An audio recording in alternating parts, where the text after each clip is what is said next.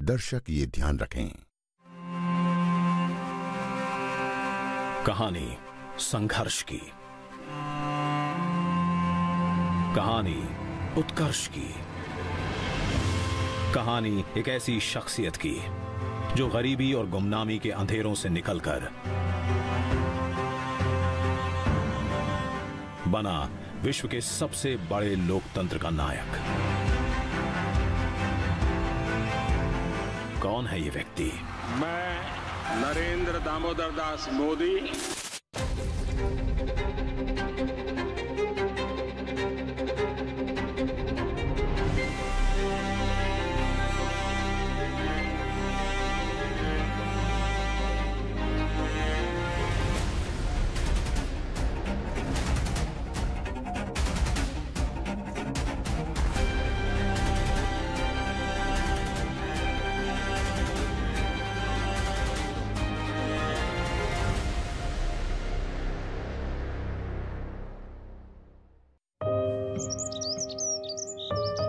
गुजरात राज्य का मेहसाणा जिला, उसका एक छोटा सा नगर वडनगर,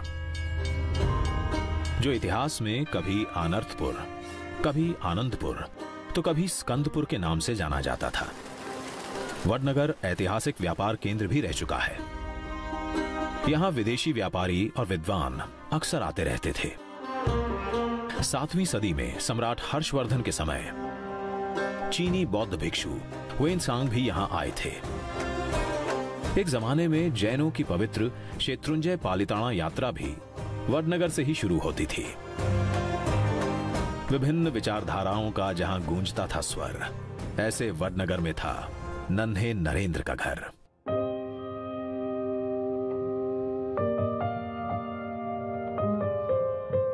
नरेंद्र भाई के पिताजी का नाम था दामोदर काका। वो काला वासुदेव चौक के पास उनका घर था। दामोदर काका की स्टेशन पर एक चाय की दुकान थी और साथ में नमक पीसने का भी काम करते थे।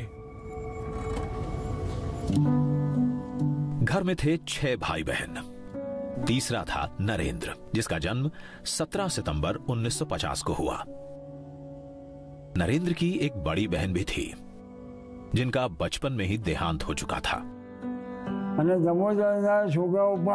दामोदर भाई के 5 बेटे, पहले सोमा भाई, दूसरे नंबर पे उमेश भाई, तीसरे नंबर पे नरेंद्र, चौथे नंबर पे प्रहलाद भाई, 5वें नंबर पे पंकज भाई। बहन एक ही थी। नरेंद्र की प्रारंभिक शिक्षा हुई वडनगर की कुमारशाला नंबर 1 में और हाई स्कूल था BN विद्यालय। स्कूल में दोस्त नरेंद्र को एनडी कहकर बुलाते थे। पिताजी दामोदर दास मोदी के लिए था वो कुमार। बचपन में बच्चा शरारती तो होता ही है, वह भी शरारती थे, पर उनमें नेताओं वाले गुण भी थे।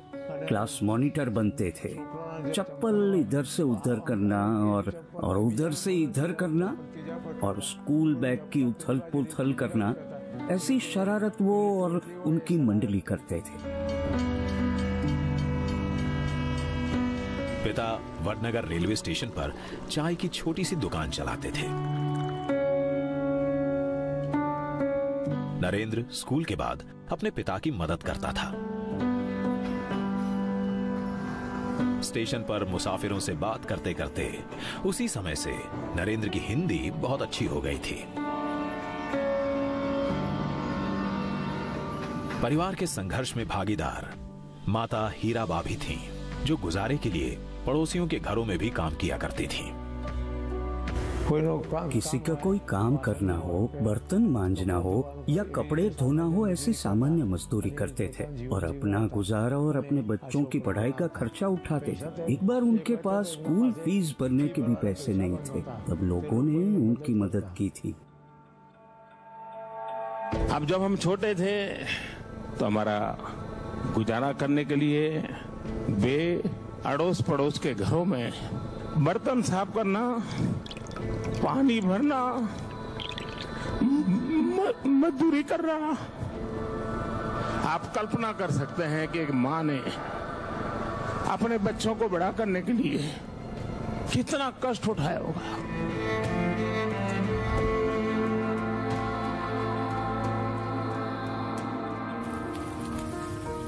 इस साधारण परिवार में आमतौर पर बाजरे की रोटी और कढ़ी बनती थी और बच्चे अक्सर मेहमानों का इंतजार करते थे, क्योंकि तब घर में बनती थी गेहूं की रोटी और सब्जी।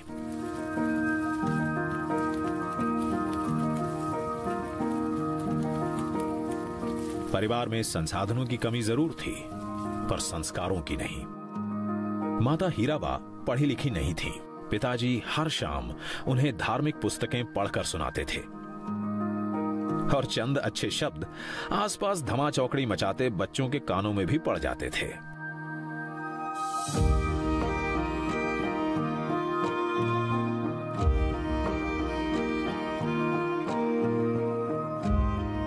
कपड़ों के मामले में नरेंद्र को हमेशा साफ सुथरा रहना पसंद था। लोटा इस्त्री से कपड़ों को प्रेस किया तो कभी चौक से अपने जूतों को चमका दिया। हमेशा प्रेजेंटेबल। वो टर्नआउट का जब कंपटीशन होता था तो लगभग 80 लड़कों में ही used to stand with in first 5। आजकल जो कपड़े का शौक है वो शौक आजकल का नहीं है, वो शुरू से पैदा ही से है उसके साथ।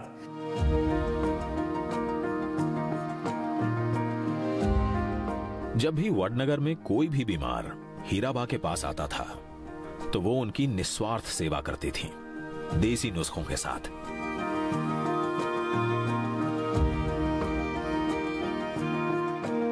और इसी काम में अपनी मां की मदद करने के लिए नरेंद्र हमेशा तैयार रहता था।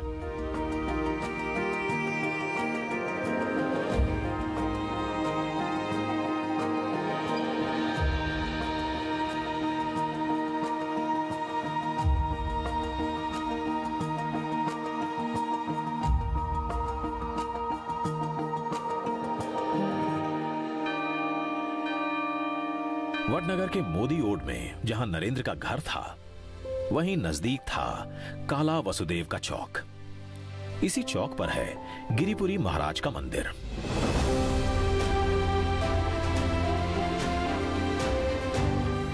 आरती के समय यहां भागकर नरेंद्र सबसे पहले पहुंचता था, ढोल बजाने।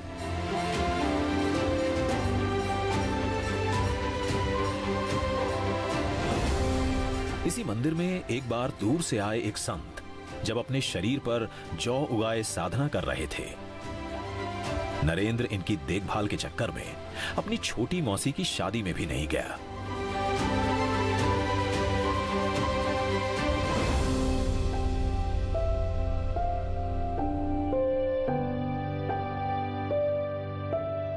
आठ साल के नरेंद्र के जीवन में एक बड़ा मोड़ तब आया जब वो अपने हिंदी के शिक्षक चंद्रकांत दवे से प्रभावित होकर राष्ट्रीय स्वयंसेवक संघ की शाखा में जाने लगा। एक दिन वडनगर की इसी शाखा में वकील साहब के नाम से मशहूर संघ के प्रांत प्रचारक लक्ष्मण राव इनामदार स्वयंसेवकों को संबोधित करने आए। उस वक्त हम साथ में ही थे और वकील साहब ने तब जो कहा था वो सुनकर नरेंद्र उनसे काफी प्रभावित हुए और उसके बाद वो वकील साहब को मिलने गए और उन्हें मिलने के बाद उनके जीवन में परिवर्तन आया।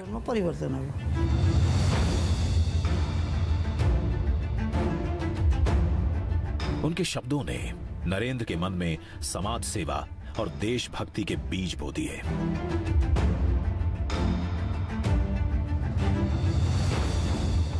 चाहे महागुजरात आंदोलन के लिए लोगों को जुटाने का अभियान हो या स्कूल की टूटी दीवार के लिए पैसे जुटाने का काम, नरेंद्र सबसे आगे रहता था। और कोई भी काम करना हो, आज जो हिसाब से उसके माइंड सेट है, when he was a student तब से था। कोई भी काम सामने से आके मांगेगा, मैं काम करूंगा, और अपन सोचेंगे नहीं कर पाएंगे, लेकिन 180 लड़कों में सबसे बेटर काम करके वो आगे आएगा। He was very much interested in all the social services also. उसी दौरान 1962 में चीन के साथ हुई जंग में भारत हार गया। इस हार ने उसे झंझोड़ दिया।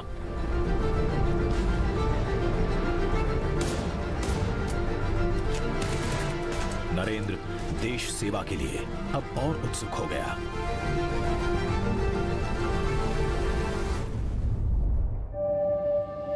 संघ से राष्ट्र सेवा के संस्कार सीखने वाला नरेंद्र देश रक्षक बनने के सपने पालने लगा था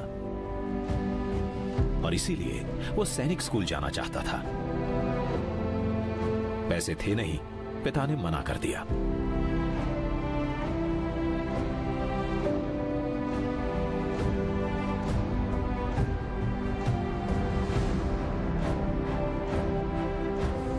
ये इच्छा उसने एनसीसी से जुड़कर पूरी की।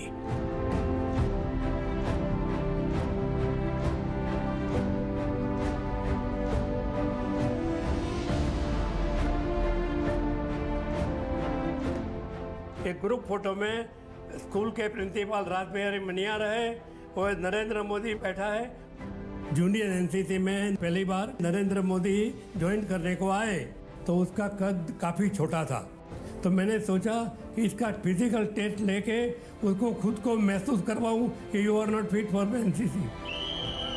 तो मैंने 3 टेस्ट लिया, कम से कम 100 मीटर रनिंग का टेस्ट लिया 20 बच्चों को साथ में, तो ही केम फर्स्ट। एक पाँव से लंगड़ी जिसको हम लोग बोलते हैं, एक पाँव से भागने का, वो लिया तो उसमें भी ही केम फर्स्ट। और तीसरा जो टेस्ट लिया हमने जिसको फ्रॉग जंप बोलते हैं, और उसी में वो पहले 5 में आया। तो मुझे मेरा कॉन्शियस अंदर से कहने लगा कि इसको रिजेक्ट नहीं कर सकते हो।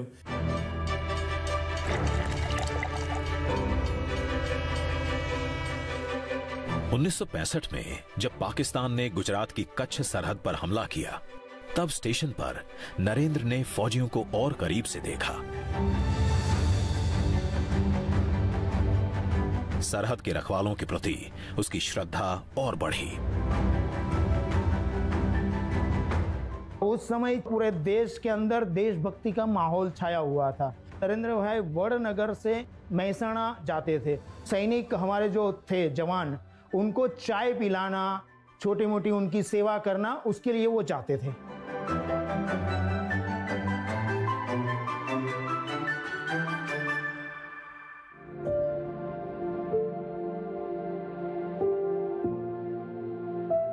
नरेंद्र और विचारशील बनने लगा। वो पढ़ते, सोचते, अकेले भटकते अपनी मंजिल खोजा करता था। घर परिवार के दायरे से बाहर निकलने लगा। शायद यही वजह थी कि उसने आगे जाकर अपना उपनाम रखा अनिकेत। अनिकेत, जिसका कोई घर नहीं।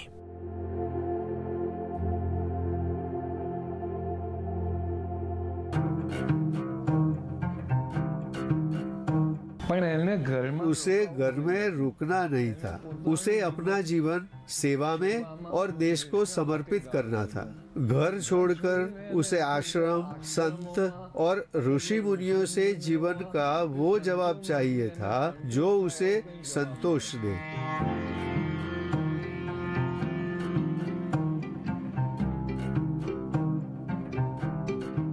सत्रह साल के नरेंद्र ने घर छोड़ा।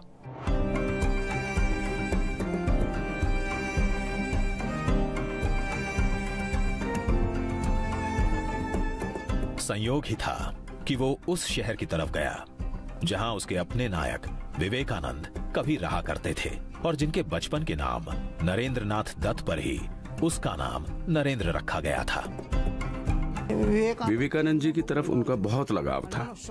उनका जब उन्होंने अमेरिका में जाकर प्रवचन दिया, उस आधार पर उन्हें ऐसा लगा कि उन्हें भी कुछ ऐसा करना चाहिए, उन्हें भी ऐसा बनना चाहिए।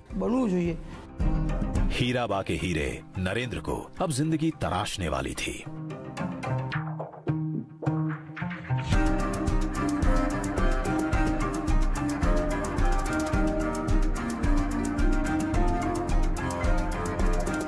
वो स्वामी विवेकानंद की दीक्षा भूमि बेलूर मठ जा पहुंचा, लेकिन उसको दीक्षा नहीं दी गई। उनको रामकृष्ण मिशन का सन्यासी बनना था, मगर रामकृष्ण मिशन का एक नियम था कि व्यक्ति ग्रेजुएट होना चाहिए और नरेंद्र भाई ग्रेजुएट नहीं थे, इसलिए वो वहां सन्यासी नहीं बने।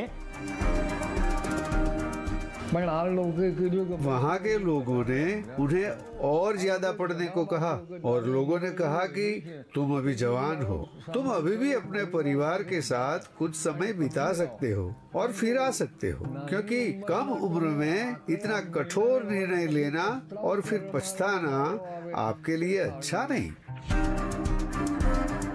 अब अनिकेत नरेंद्र भारत भ्रमण पर निकल पड़ा। कोलकाता से पूर्वोत्तर भारत, वहां से अल्मोड़ा, फिर केदारनाथ के पास गरुड़ चट्टी, दिल्ली, राजस्थान और राजकोट से घूमते हुए वो पहुंचा वापस वडनगर अपनी मां हीराबा के पास।